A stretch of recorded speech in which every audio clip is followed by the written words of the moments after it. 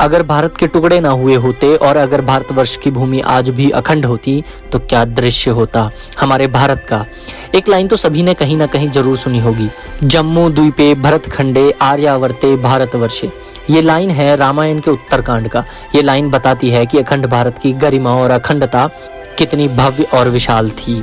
आइए जानते हैं कैसे और कौन कौन सा हिस्सा भारत से टूटकर अलग हुआ। अफगानिस्तान, गांधार और कंबोज के कुछ हिस्सों को मिलाकर अफगानिस्तान बना हुआ है। भारत के इस क्षेत्र पर पारसी वंश ने राज किया हुआ है। 8वीं शताब्दी के में अरब सेनापति याकूब एल्स ने इस पर अपना अधिकार कर लिया।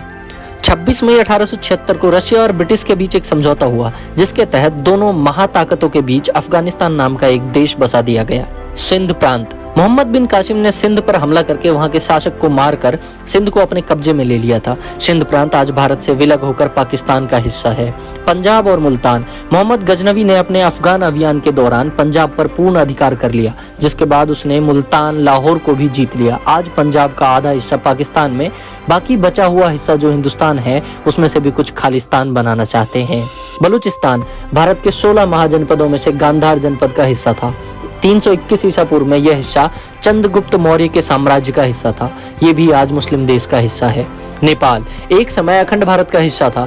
मां जानकी जनक नंदिनी का जन्म स्थान, परम पावन स्थल मिथिला एक समय अखंड भारत का हिस्सा था। भूटान, यह भी एक हिंदू राष्ट्र था, लेकिन ब्रिटिश काल में एक समझौते के तहत तय हुआ कि ब्रिटिश भूटान के इंटरनल पॉलिसीज में इंटरफेयर नहीं करेगा, लेकिन फॉरेन पॉलिसीज ब्रिटिश ही तय करेगी। सन 1949 में भारत और भूटान के समझौते के अंतर्गत भारत ने भूटान को सुरक्षा देने का वादा किया और इस तहत भूटान भी भारत से अलग होकर रह गया। तिब्बत, यह हिंदू धर्म का देश था, बाद में बौद्ध धर्म का प्रमुख केंद्र बना, लेकिन सन 1951 के संधि के अनुसार इसने चीन के अधीन स्वतंत्र राज्य घोषित कर दिया गया। म्यांमार प्राचीन काल से भारत का अभिन्न अंग था। मुगल काल में यह प्रदेश भारत से कट गया और 1935 में अंग्रेजों ने भारत से म्यांमार को पूर्णतः अलग कर दिया। श्रीलंका, भगवान शिव का बसाया नगर जो कुबेर को दिया गया था।